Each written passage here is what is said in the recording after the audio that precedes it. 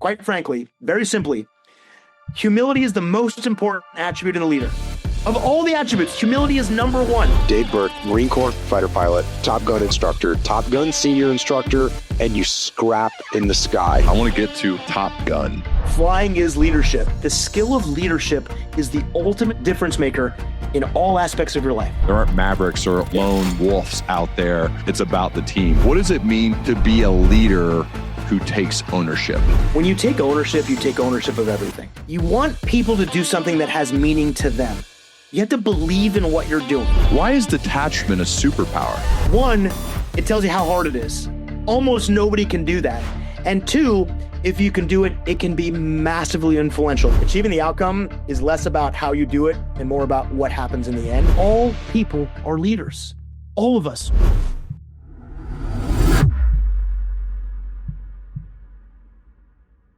Dave, man, it is so great to have you back on the Learning Leader Show. Welcome.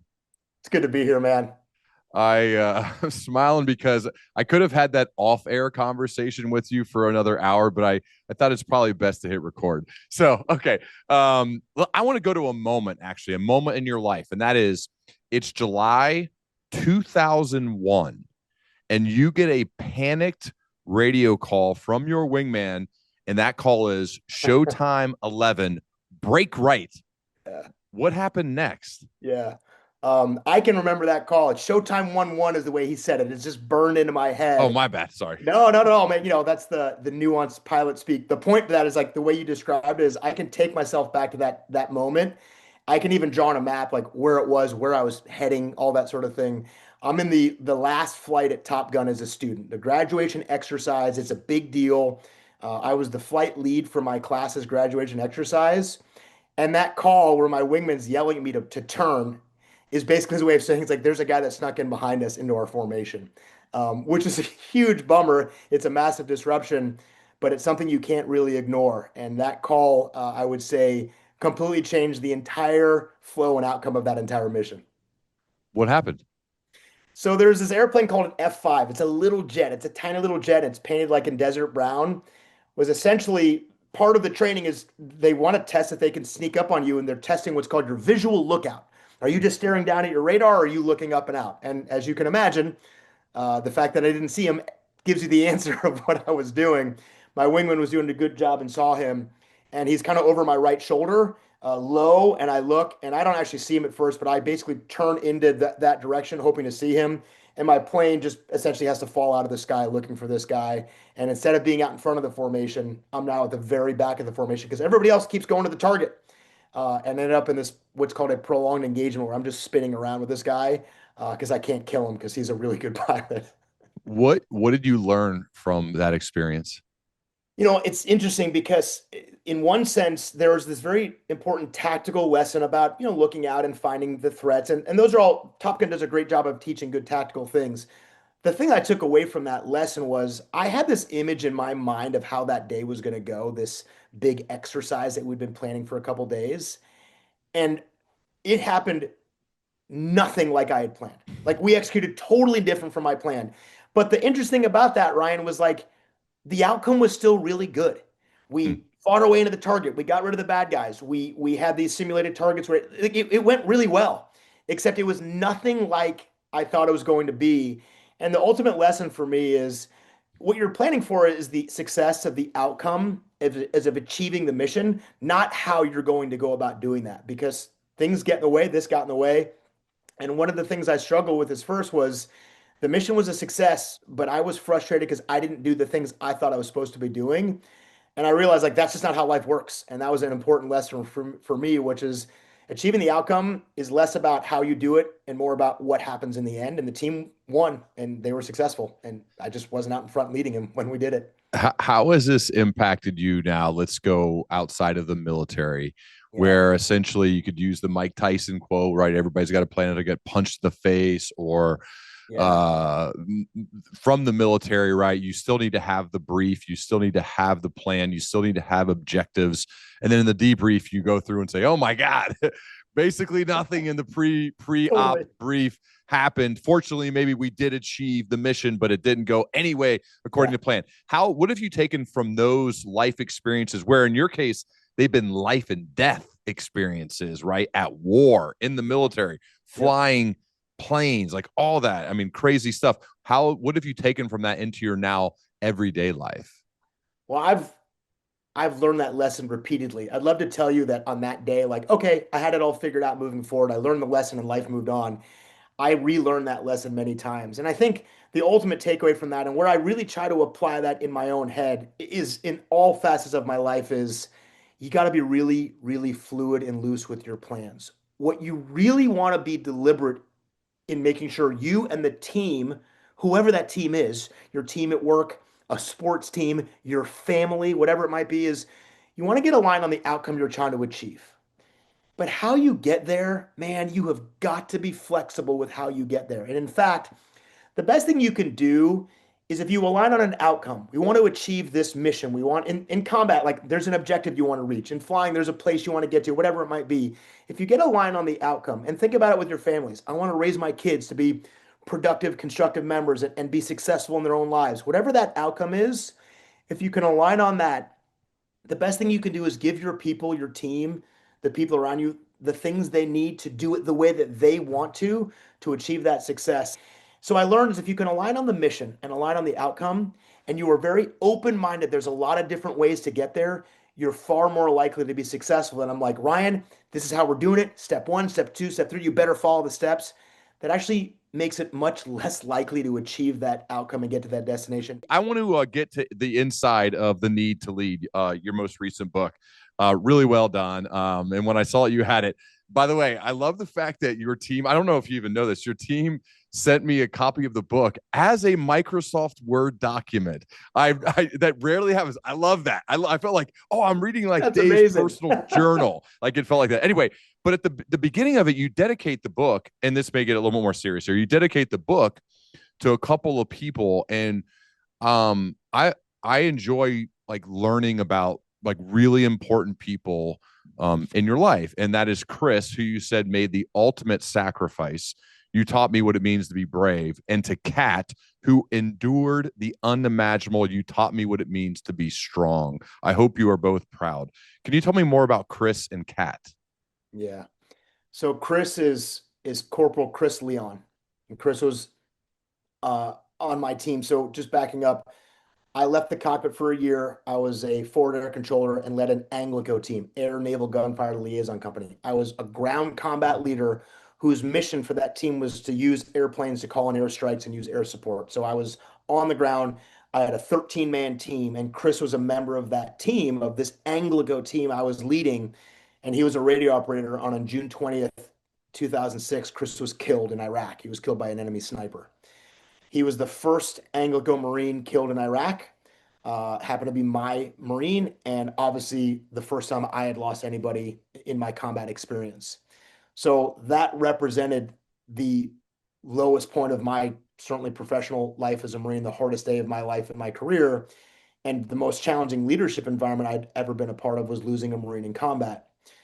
But Chris's loss was a selfless act of not just selflessness but also of bravery, where he put himself in a position to be exposed, and unfortunately he gave his life in doing that. And that's something that I guarantee you has been repeated countless times. It just so happens to be my personal experience with that, is having a Marine being willing to put his team ahead of himself, and he made the ultimate sacrifice in doing that. I have this incredible personal obligation to keep his memory alive. My son is Chris, named after Chris. My son is Matthew Leon Berke, took Chris's last name and gave that to my son because I wanted his legacy to continue. And obviously, there's a hard thing to talk about, and you can imagine that. But one of the amazingly wonderful things that came out of that awful tragedy was Chris's mom, Kat, and I are very close. Mm. She is Aunt Kat to our family. She is a member of this family. She is someone who I've maintained a closeness with to this day and always will, as a result of her losing her only son to war. And I always say that I really deep down wish I didn't know Kat, because that would have meant Chris came home and life just went on. But that's not what happened. And I can preserve his memory, not just for me, but also for her, with my relationship with her. And so Chris taught me bravery because what Chris did was the ultimate act of bravery. But Kat taught me strength because she had to endure his loss and carry on her life in a way that it almost seems impossible and is certainly remarkable. And so I hold them both in the highest regard. And that dedication to me was obvious, is obviously the dedication to Chris and what he sacrificed, but also to his mom, who has endured for 20 years and is someone that I consider one of the most important people in my life as a result of what she's gone through. And it's a remarkable story. Mm. Um, Thank you for sharing, man. I feel like, yeah, when you dedicated to them, so I would have imagined that there's a lot to it. I appreciate that. I want to I'm get always happy to tell that story, Ryan. That good. means I get to keep his memory alive. I So love it. I'm That's very glad you cool. asked. Yeah, absolutely. I want to get to Top Gun. Okay. By the way, the 1986 version of Top Gun is my favorite movie of all time to this day. I love the sequel too, but Top Gun, the type of pilot that you see in that movie, from my experience from talking to you and talking to other pilots, whether in the Air Force or Navy, is it just is it's a cool movie, but it's not really an accurate representation of how the guys and girls who fly fighter jets actually are. Can you talk to me about the importance of the actual team, right, of coming together, and how there aren't mavericks, that even if someone may have that name, there aren't mavericks or lone wolves out there when it comes to flying airplanes. It's about the team and what you learned when you became a pilot, when you went through Top Gun, when you taught at Top Gun, that it's really more about the team and the individual. Yeah, you're saying that exactly right. And I'm right there with you. The impact that the original Top Gun had in my life is, I can't overstate the impact. It is the most impactful. I watched that movie, I'm like, I want to do that. And my entire life was built around the fantasy that was created by that movie on the screen when I was 14 years old. And so I'm there with you, and I have nothing bad to say about that movie. But to your point, in terms of what they were depicting in real life, and I actually will give credit, Ryan, the sequel did a better job of depicting more accurately the understanding of the impact of you on the team. They did that really well. If you remember, that last mission was bringing that team together to go fly this incredibly difficult mission. Yeah. One thing that is I learned, and I even talk about it in my book a little bit. I think there's used a quote that flying is leadership. One of the drawbacks, and I guess maybe pitfall might be a better way to describe it, that I had to navigate through is, if you follow the path that I followed, which was a single seat carrier-based fighter pilot, all that work in my life career goal of becoming a single seat F-18 pilot is centered around yourself, your grades in flight school, your performance, how good you are in the jet, how well you fight it, how well you drop bombs, all these things. And ultimately, the reward is you would then get your own airplane and you go to combat and you're in that machine by yourself. A lot of it has this appearance of it being about you. And I, like most people, there's certainly ego-driven components of that. And my dream of flying fighters was, at the beginning, the origins of that was what I wanted to do. I wanted to do this for myself. Something the Marine Corps does, and you've seen this in sports, you've seen this in all different organizations, is that it is not to diminish the value of the individual. In fact, we want the best individual part of that team, but ultimately, it is undeniably your contribution to the team that matters. And you could take a really good single seat fighter pilot, and if he's so self centered that he thinks of himself ahead of the team, he will do more damage to the team than a slightly less capable or slightly less effective pilot that really is a team player. And my guess would be is that you've seen this, we've talked about this in sports all the time, is the best athlete is not always the best teammate. In fact, if the best athlete is a bad teammate, he can hurt that team. And if there's ever a team sport that's out there, it's going into combat with your team. And your job as a pilot is how you contribute to other people. It took me a long time to learn that. And I'm glad that I did, but I don't want anybody to think that that somehow came naturally to me. And I think the character depiction in that first movie really represented the potential pitfall we fall into, which is, this is about me. And it's just not. It is not. And as cliched as it sounds, it's not about you. It's about the team. And again, back to, I wrote a chapter on that talking about it, just carrier landings. and how it seems like you're the center of the universe by yourself in that jet, and you're just not. There's so many other things going on. That is the team. That is really why you're there. That's a tough lesson that I learned. I learned it the hard way a few times, but it's really as accurate as it can be, as cliche as it sounds. It's not about you. It's about the team. I think one of the universal elements of teams, of businesses that want to have an excellent culture to go strive to make a difference in the world, to achieve their goals, etc., is you have to, it's got to be built on a foundation of trust. And in your case, again, you're putting your life literally in your teammates' hands. You need them to do what they're supposed to do. And so there's a lot of trust involved with that. Or like, if you don't trust them, I can't even imagine what that would be like. What are ways that both you learned in the military and now maybe that you do outside of the military to help teams, to help people, a group of people, maybe even if they haven't been together for a while, but what do you do to help teams and people develop trust with each other? Yeah, you are hitting the nail on the head. And I don't think there's a more critical component to the strength of a relationship than the amount of trust that resides inside of it. And so you probably know this about our company. We are a leadership consultancy. We teach the skill of leadership, and we have a curriculum. We have a framework for that. And one of the things we teach, which came out of the book Extreme Ownership that Jocko and Leif wrote, is what we call the laws of combat. And the first of those four laws of good leadership is, we call it cover and move, but it's about teamwork. It's just the team is more important than the individual. You got to take care of each other. But what sits underneath that is, if you want to have a good team, what you have to have is good relationships. You cannot have a good team without good relationships. And what's interesting about relationships, it's a word that gets thrown around a lot. And if you ask someone, do you know what a relationship is? Most of us will say, yeah, I know what a relationship is. And you have a sense in your mind.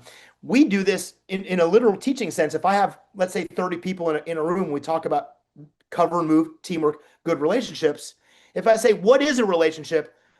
I'll get a lot of different answers, because if you start to think about it, it's harder to describe than it is in your head. If I say, what's a relationship? You might throw out some words that make sense, but the person next to you might use different words. So in our sense of teaching it, we tried to codify it, not because we thought there was a right and wrong way, but you have to have some framework of what a relationship is. And the way we teach a relationship is trust, respect, listening, and influence. And the first one is trust for reasons. What you said is, trust is the cornerstone. If you don't trust me, I could be good at so many things, right? I could be good at so many things, but if there is a trust gap, I could be the best communicator in the world. If there is a trust gap, there is a problem in the relationship, and there's going to be a problem with the team. And what we teach, and you alluded to it very well, which is there's some sort of mechanical sense, is as I'm interacting with you, trying to strengthen this relationship, I have to think about the word trust. Trust is not a description of our relationship. It's not an adjective. It's an action I have to take. I have to earn your trust by what I do. It doesn't describe the relationship. It defines the actions you have to take to build the relationship, which means, in the example we used before, if you're working for me, we have a project, I go, you know what, Ryan? You've done this a few times. Why don't you take lead on building the plan to execute that? That's my way of showing you that I trust you. Mm-hmm. And if I do the opposite, which is, hey, listen, Ryan, I've done this longer than you have. I kind of know the best way to do it. What I'm really saying is, I don't trust you. And so trust isn't a description of a relationship. It's an action we take to strengthen it. And I don't think there's anything more important, the way you said it is, without trust, you're going to have problems. Yeah. It's a never-ending skill, a never-ending trait that needs to be a part of all relationships, all important relationships, and certainly when you're trying to build a team and push and try to hit big goals. I think that's super important.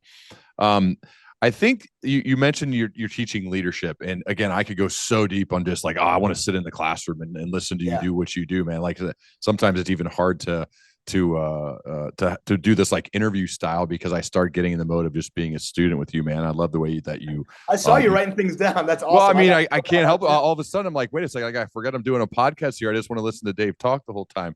But there is so much noise out there with leadership. there's a million people doing the types of things that we do, right? Go out and teach leadership to others. What have you found once you like actually get inside of a company are some of the biggest leadership issues? Like when you're out in the real world, you're with actual companies, you and your team, your instructors. What are some of Yeah. the biggest leadership issues you see people facing right now? Yeah, and I think you said that well. And listen, I don't discourage anyone from trying to take the lessons they've learned in their life and share them and help people. I think it's a wonderful thing. It's almost like an obligation. When our company, Echelon Front, interacts with other companies, we're talking about every industry and every layer of leadership you can imagine. One thing that I have discovered is universally a challenge for all teams is, and again, I know this sounds how cliche this sounds, but when I see challenges inside organizations, it's almost always connected to someone's individual ego. Whether they, we talked about the component of trust, whether they don't want to listen to what other people have to say, whether they don't want to take responsibility for something, whether they don't think that their idea, someone else's idea should be listened to. Our egos tend to wreak havoc at each level of the organization. And so, as we talk about building good leadership behaviors and good leadership skills, one of the things that we've learned we have to really unpack is the recognition that our egos from birth, our natural tendency for what our ego is saying, usually drives us down the wrong path. Our ego is really good at protecting us. And so if you and I, we talked about this before, we have a mission. You've got a plan, I've got a plan. And we are in a little bit debate, a little discussion over whose plan we should go through. As you and I are debating the merits of our plan, my ego in my own head is saying, you're right, he's wrong. That's what my ego is saying. Your plan is better than Ryan's plan. And my tendency, most of our tendency is to listen to our ego. And when we listen to our egos, we run into problems. And so part of building what good leadership is managing our egos. And that to me, Ryan, is universal. There has not been a company in the world and an individual leader in the world that doesn't have the challenge of dealing with their own ego. We say, quite frankly, very simply, humility is the most important attribute in a leader. Of all the attributes, humility is number one. And we don't waffle on that. We don't kind of him and haw. We just say it. You have to be humble to be an effective leader. And in almost every case, when you see friction between teams, when you see challenging communication, when you see empowerment of other people not really happening, you're not letting other people lead, ego plays a part in almost all of that. And so the attribute of humility, to learn that, is so, so, so hard, but it is central to success no matter what you are doing and where you are. And we see that everywhere. Humility, sadly, infects almost everything. It's a problem to keep your ego in check. And we It's describe humility. Yeah, sorry, go ahead. no, I was just gonna say, like, it's funny, it's chapter 2. That's the title of it, right? Humility is the most important Yep. attribute in a leader. And so the kind of the question I had written prior to us getting together was, it's interesting you say that, because I think of these warriors. Literally, that's what you guys are. You're in your gear, you're going out to get the enemy. Like, these, again, life and death situations. You got to have a swagger, and you guys do. And you got to have belief and confidence that borders on arrogance. And so for you guys, the guys literally who have lived that out, to say, nah. It's not confidence or courage, right? It's humility is a little surprising. Yeah, it's saying a lot, I think, to the value of that. And what you're describing, I lived that. So I left the cockpit, I go onto the ground to lead this team, and I end up working really closely with Jocko and Leif SEALs, Chassis Unit Bruiser. And so basically every major operation at the height of the insurgency that they were on, I was with them. And I'm looking at the biggest, toughest, strongest, smartest, fittest. The list of attributes is long, and these guys had all of them, and they were miraculous. The thing that stands out, and I think if you had Jocko on this podcast, I'm telling you, he would tell you the exact same thing. The attribute that is most critical to success is humility. And that is the ability to listen, the ability to learn, the ability to be flexible, the ability to change, the ability to admit that you're wrong, the ability to go with someone else's plan. And you can see how, and even humility affects your fitness level, how fast you're running. Are you humble enough to say that you can get better? Should you be working out more? You can see it touches everything. And so it's not to diminish the value of all those other attributes. but it is humility that allows you to strengthen those attributes. And without humility, you listen less. You don't train quite as much. You're not quite as concerned about the enemy. You find yourself getting complacent. And there's a connection between humility and complacency. They're not the same, but they're linked. Humility touches all of that. And so it doesn't try to diminish the meaning and value of all those other attributes, but without humility, none of that stuff happens and it doesn't work. And so we are steadfast in our belief that humility is the attribute that is most critical to allow those other things that you need to happen. Is that a skill that you can learn? 100%. How do you probably come across, you and your team come across, and this probably happened in the military too, the opposite end of the spectrum of being humble from time to time, the CEO who is not humble. How do you help that person who has a very high thought of, I guess the nicest way is like a thought of themselves, yeah, to be more humble? Yeah. You are getting, I mean, these questions are so good, man. I think you're asking what I think are the central challenges we deal with all the time. Because while on one hand, we could all agree that being humble is a good thing. Nobody ever says no to that. Right. But if you, let's say, hypothetically, you're the one with the ego, you're that CEO or whoever it is, and your ego's out of control. The one thing I can't do is tell you to be humble. I can't tell you that. And so as you're asking, like, how do you teach humility?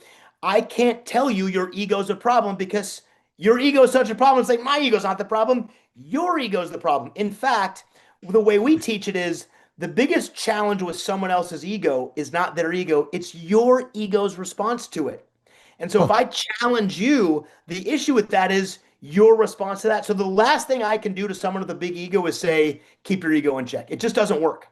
And so you have to look for these very indirect, non-threatening ways to help people's egos diminish. And the best way to do that, and this is one of the hardest things we teach, and one of the biggest challenges is if you and I have a clash of our egos and I don't like the way your attitude and your ego, what I have to do is I have to subordinate my ego to yours. It's the absolute most counterintuitive, opposite thing that your ego is saying, who does Ryan think he is? He thinks he's so smart. He thinks he knows everything, but he doesn't. And I want to come at you and attack your ego. And that's the worst thing I can do to teach you humility. In fact, the best thing I can do is go, oh, hang on. Let me try to lower my ego a little bit. And what normally happens, not always, there are people that cannot learn humility. Yeah. It's just a thing. But if I can lower my humility and subordinate my ego to yours and go, hey, you know what, Ryan? I've been really pushing back hard on your ideas. And I don't think I realize I'm not listening to what you're saying, and I really need to. And I subordinate my ego and go, hey, tell me what's on your mind. Walk me through your plan. The natural reaction you're going to have is, oh, this guy Dave's he's listening to me a little bit. He's not coming at me so hard, and what will happen is your ego will start to drop down a little bit. And if I do that well, and we start to collaborate more and work a little bit more, and we're less threatening to each other, and we're in this process of subordinating each other's egos in relationship to one another, over time you go, you know what? Dave and I killed it on that last project. We did, that's the best we've ever done. We had the best profit. Like, and what you start to connect is you start to connect success to your ability to control your ego. When we say humility, it is the measurement of how much control you have over your ego. And if I can subordinate mine, the natural reaction, the reciprocal reaction is that will happen to you. That's one of the best ways to teach you that is, oh, that was our path to being successful. That's how we win. And I'm telling you, it's not easy. It's not easy, mostly because of us. But that is one of the best ways to teach humility is let people experience that by subordinating your ego and seeing what the natural reaction is to theirs. Normally, not always, yours drops down with me a little bit. And over time, we start to learn to work better with each other. Our teams thrive. And the outcome is, oh, this has been better than when we were going at each other the whole time in this clash of egos, which nobody wins in that. Yeah, I mean, it's such an advanced skill, and I wonder how frequently that actually works because we all draw from our own personal experiences. Like I had an egomaniac for a boss back in the day, and one of the ways I dealt with it was just to make sure he always got all the credit, right? Because if not, he's just so mad, and life was miserable for all the people that reported to me, and I was in a VP role, so it was a big job, lots of people. He was in a bigger job, right? And it just it stemmed from insecurity and all the things that you normally see. And it was like, man, this is not I don't know if I had the advanced skills to handle it that well. The only thing I just thought short term and like, all right, just give them all the credit, and if it goes bad, take the blame, but give them all the credit. Hey, this worked because of you. This worked. You did it. Remember when you said this? And he had never said it, but I was like just trying to survive. And I think like that's the thing is you hope that like they actually have the awareness to realize that. And unfortunately they don't always have that. They don't. You're right. There is no guaranteed way to get someone to learn humility. Yeah. That's how strong our egos are. Yeah. And listen, there are people whose egos are strong enough that they would rather lose than admit that they're wrong. They'd Yeah. rather fail than be wrong. And the ego is a powerful thing. And by the way, that why we talked earlier, why we say humility is the most important attribute is how powerful a force that it is. The way you described it, though, even though you might not have had success in that scenario, that's still correct. It's still the lesson you want the people to take away from it is that was an example of you subordinating your ego. Yeah. Hey, my boss is this, that. Okay, cool. I want my boss to win. And I do that by going, I'm going to subordinate my ego. I'm not going to have a clash. It's a way to protect and help your team. And over time, what we say is leadership is it's counterintuitive. The opposite of my intuition. My intuition says, you're coming at me, I'm going to come right back at you. Your ego's a problem, I'm going to push on that ego. It's counterintuitive, which is like, oh, if this dude's ego's out of control, I have to subordinate and lower mine. It's no different than the other attributes. If I can't get my people to listen to me, my intuition says talk more and talk louder. But that's wrong. If my people aren't listening to me, I need to talk less and listen more. And the natural byproduct, which is the other part, is it's reciprocal. What I give is usually what I get. Does that work 100% of the time? No. There's some crazy people out there with massive egos that you can't fix. And sometimes it's best to just go get another job. But across the board, most of the time, most people, most scenarios, what you give is what you get. If you subordinate your ego, you'll get the same thing. If you listen, they'll listen. If you're respectful, they'll be respectful. If you give them trust, they'll return that trust. And so you can see the connection there, but we have to have reasonable expectations too. People struggle with that. People struggle with it. The other thing is if you're in one of those middle management roles, which most people are, not many are the actual CEO or the person in charge of everybody, whether if it's a military unit, when your people see you working really hard to kind of clear the path or to block them from the egomaniac, they'll run through a wall for you. They'll do whatever it takes, and you'll achieve your objectives. It might not be fun all the time because you're blocking and tackling and doing all those things in order just to keep the person away. But sometimes that's the job. Sometimes that's part of the job of saying, hey, I got a talented team here. I've got good leaders. I've got good individual contributors. I got good soldiers. We're tough. The only thing that could get in our way maybe is ourselves, and that's somebody who's above. As a leader, I need to put my people in the best possible position to succeed, and sometimes that's blocking someone from our own team from getting in their way. And when you do that, I've seen your people will literally do anything. They will go to battle for you if they see that you're trying really hard to do that for them. So the phrase or the word ownership or take ownership is highly associated with you guys at Echelon Front. I think Jocko helped popularize that maybe more than anybody in the world. Cool. And it's chapter 6 is titled Take Ownership, which is in part 2, the actions of a good leader. Dave, what does it mean to you to be a leader who takes ownership? Yeah. Inside that chapter was a very humbling story of me thinking I really understood what ownership was until I read the chapter of the book, Extreme Ownership, that Jocko wrote in the very first chapter, which was when you take ownership of everything. Mm-hmm. Now, listen, I want to just caveat that real quick. If it rains, it's not your fault that it rains. We're not talking about taking ownership of things that you literally do not control. But the degree of ownership is recognizing that you have ownership over everything, even if it just means how you react to something. Mm-hmm. And I think what was humbling about reading the book, Extreme Ownership, and then why I felt compelled to write a story of ownership in my own book, really is twofold. One is, I don't think you can write a leadership book without talking about ownership. But I don't want to just repeat what Jocko was saying. I wanted to convey how that story of ownership affected me as a leader, and something that is universal, I think, for all leaders, which is the idea that you have to take ownership of everything you possibly can. And the story that I wrote about in there was the story of Chris getting killed. And one of the things I was comfortable doing in when it happened in 2006, and by the way, I read the chapter 10 years later, is I reflected back on the idea that I would tell my team, hey, listen, it is heartbreaking that we lost Chris. And it was a tragic event, and it was. But what I was willing to do then was like, hey, that's war. That's the world we're living in. There's nothing we can do about that. I want to keep moving on and just recognize that these are external forces beyond our control. The problem with that isn't that it's not necessarily true, because that is going to happen in war, is that when I embraced the idea that it wasn't completely my responsibility, that meant I didn't have as much to change.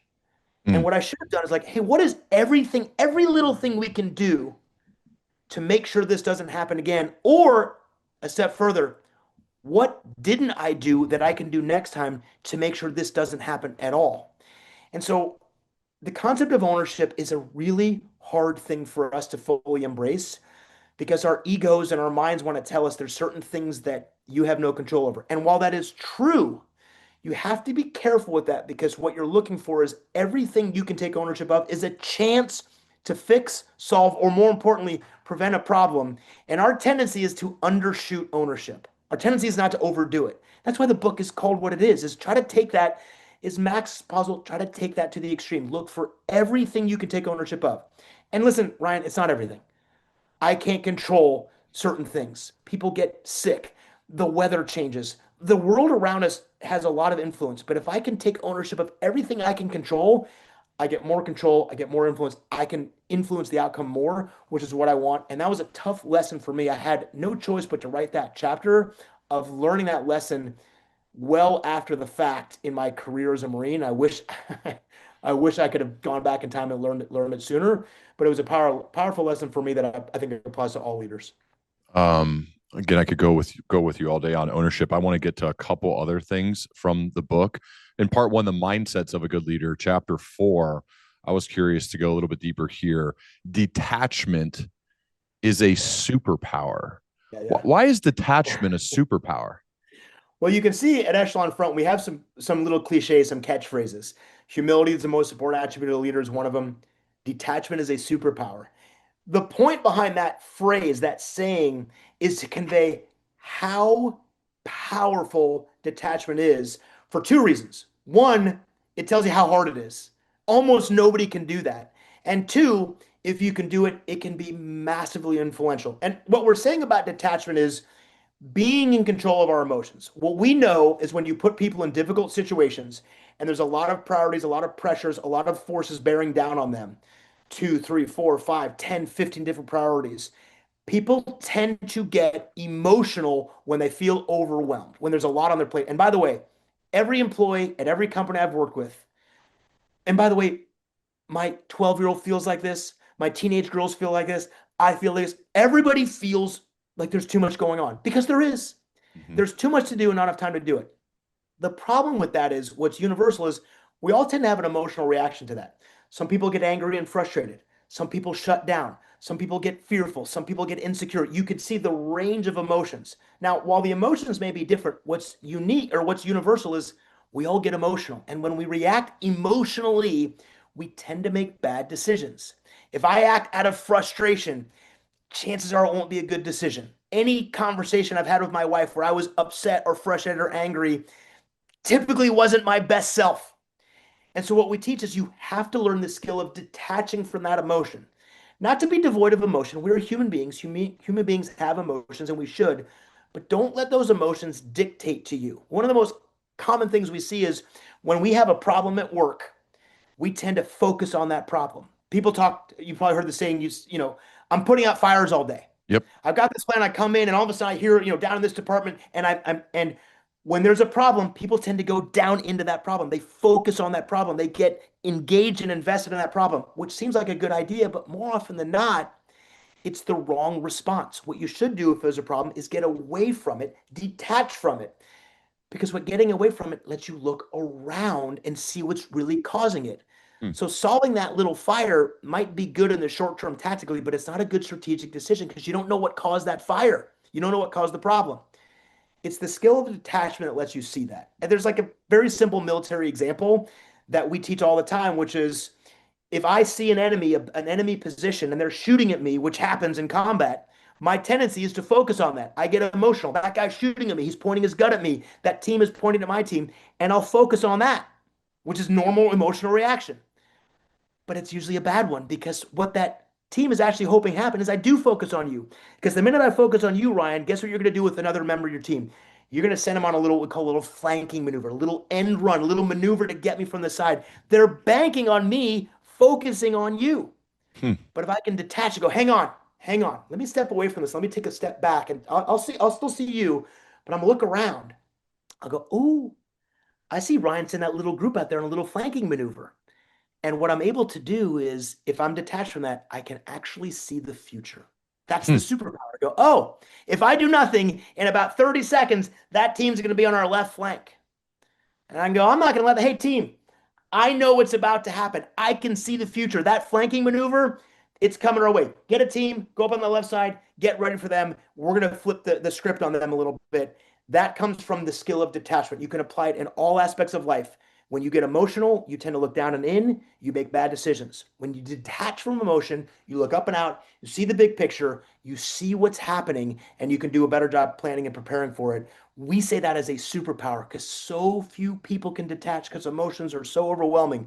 But when you do, you see so much more and your decisions are so much better. So we teach that skill of detaching from those emotions. Is that more like, I'll make it personal for Yeah. a second. So, like, you have a disagreement with your wife, or in my case, this happened recently, like one of your kids leaves a dirty dish in the sink, and that's not a cool thing to do in my house. Like, either put it, wash it Fair. yourself, or put it in the dishwasher. If you use it, clean it, right? Leave it better than Amen. you found it. Very basic stuff. So when it happens, there have been times when, if there was like a video camera on me, I would be very embarrassed if you were to watch that video of how I reacted, not responded, how I did not detach and got emotional, even though it's, in the grand scheme of life, it is nothing. It's a dirty dish Yeah. and a stink, right? But Yeah. you wouldn't think that by the way I reacted. So, Yeah. so in like those situations, what's like an actual tactical thing you would do if you're having a disagreement with your wife, or you Yeah. reacted bad to something that actually isn't that big of a deal, but my reaction then caused a much bigger deal than it should have been. What do you, Yeah. how would you better handle that? Well, listen, I can't really relate, Ryan. That's never happened to me. I've heard of other people struggling with that. Obviously, I'm totally joking, man. I can put myself in the literally the exact same scenario, in the same situation. The dirty dish on the table or the sink. And I think we can all relate to that normal. And by the way, I think it's magnified at home dramatically. Yeah. You're much more likely to have a hard time controlling your emotions, ironically, with the people you care about the most. So true, man. So dude, you are in good company. I'm right there with you. I think everybody watching and listening knows exactly what you're talking about. In that case, I think about one of the things that we teach, and it's kind of easy to do it in retrospect, is if I were to just say, hey, Ryan, and I could ask myself the same question, you could ask me, it's going to be the same answer, is how often do those emotional reactions get the outcome you're looking for? And the Never. answer is it's hardly ever, right? Like, Right. and listen, there are times you want to heighten up that emotion. If your kid's making bad decisions like running across you without looking, you heighten that emotion, tells them like, hey, this is a problem. You want to be really careful with how often you do that because you don't want to desensitize them to Right. dad's emotional reaction. Sometimes it's required to go, ooh, dad's not happy about that. I better pay attention. And if you're like that with everything, you lose the ability to be compelling in that time. Where I struggle, and I think what something that we teach is what you have to be able to do is understand where you are in that escalation of your emotions. Mm. What I'm telling you, I think, is also like, is there time to convey emotionally? Yes, but you should be aware that it's happening. Not that you're out of control and your emotions have gotten the best of you. And the best way to recognize that is know what your own personal red flags are. Most people don't go from 0 to 100. They have steps along the way. Maybe they came in, they had a long day at work. Maybe their flight was delayed coming back. Maybe they didn't do well in a meeting. Maybe they had to get gas. Little things have ticked up that your steady state of 0 is actually a 4 or a 5. which means that dirty dish is likely to put you to a 7 than if you came in and everything was kind of good to go. And so you have to have this running meter in your own head of where you are on this emotion scale. And quite frankly, one of the things we have to admit to ourselves is as adults, we should be better at it than we're not. When I ask the question, we talk about this with clients, is, hey, what kind of people can't control their emotions? And the answer is children. Children can't control their emotions. They're not capable of doing it. Any parent seen a child throw a full-on temper tantrum. They do it in private, they do it in public. They cannot control their emotions. But adults are supposed to be in control of their emotions. Now, you and I both know it doesn't happen all the time. You and I both know that. But one of the skills is Ryan should know what Ryan's scaling looks like. You should know, and I know when I start getting frustrated, my traps start to tighten up. I tend to like tense up a little bit. I have seen people like their nose turns red, their ears turn red. They have these little indicators. And I think the reason those indicators are so important, those red flags are so important, is if you're at a level 8 and you're taking that dish and you're yelling at your son, which, hey, no shame in that because we've all been there. If I go, oh, hey, Ryan, just calm down and detach from your emotions right now. It's going to make it worse. And anybody that's ever told their wife to calm down when she's upset knows exactly what I'm talking about. But if you're at a level 1 or 2 and I go, ooh, I see where this is going to go, and you can intervene then, you are in control of your emotions, not the other way around. And you're more likely to not let that scenario push you over the edge. Yep. So what an adult does is learns, okay, I'm an emotional guy. I tend to get frustrated at certain things, but I have the awareness to know where I am in that scale. And if I'm a 4, you got to intervene then. Yeah. Because if I intervene at the end, I will absolutely detaching is not going to happen at a level 10. You got to do that early on. That's the difference between kids and adults is you should know and you have to learn what are your red flags and you can be a good partner too with your wife or your kids and see where they're escalating up and try to intervene earlier. Sometimes I've learned to even use specific words to myself, words like pause and breathe.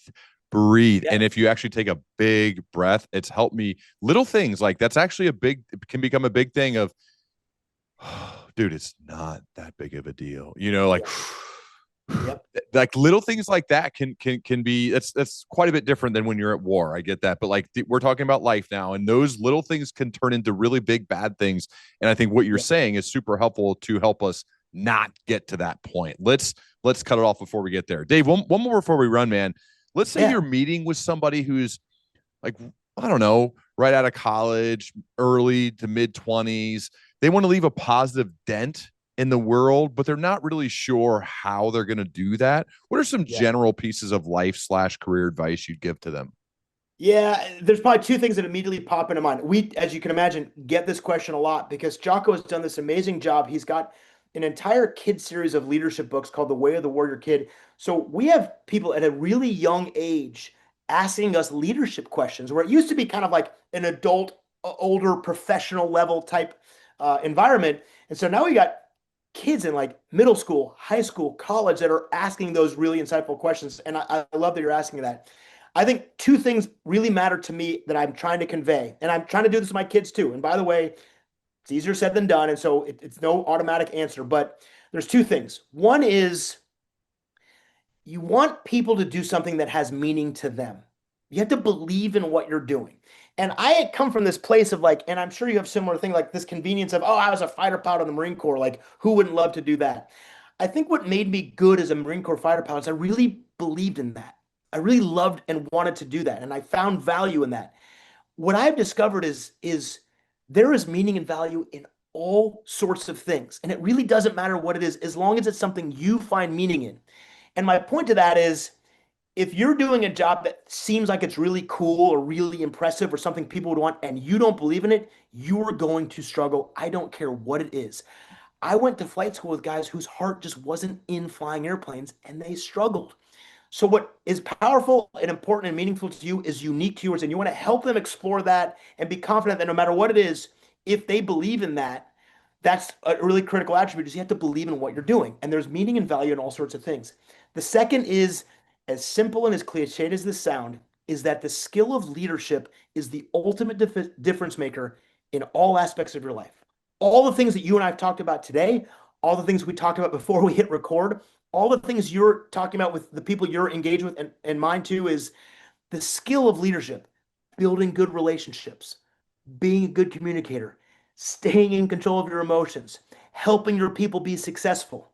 Those are leadership skills that apply everywhere. And it kind of dispels the myth like, is combat different? I guess the environment a little bit, but the attributes are the same. And so the conversation with your son about the plate, in some ways, is exactly what it's like to be in a firefight when you're getting overwhelmed, but it's exactly the same. And the skills that we teach to make someone a good leader will apply in every aspect of their life. There is a myth, there's a misrepresentation that leadership is about like you get to a certain place and now you're a director or a manager or a certain rank and you have people, now you become a leader. That is not true. All people are leaders. All of us, no matter where we are and no matter what job we have. And if we learn to embrace the concept that leadership is the difference maker and will apply to everything, the earlier they figure out that out, the better, that this is a skill they can learn. And Mm. if they learn those skills, their life will get better no matter where they are, what they're doing, or who they're doing it with. And those two things that I think combined can be really powerful to put someone on the path of discovering for themselves whatever they want, whatever they think is important. But the skills needed to be successful are universal in all aspects of life. So good, man. The book is called The Need to Lead, a Top Gun instructor's lessons on how leadership solves every challenge. So well done, Dave. Thank you to you and your team for sending me a copy.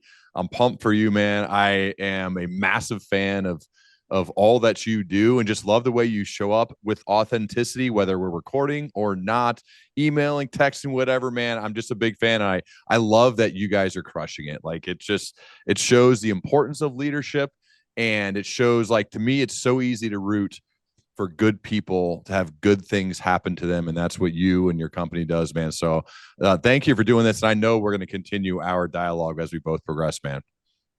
I can't thank you enough, man.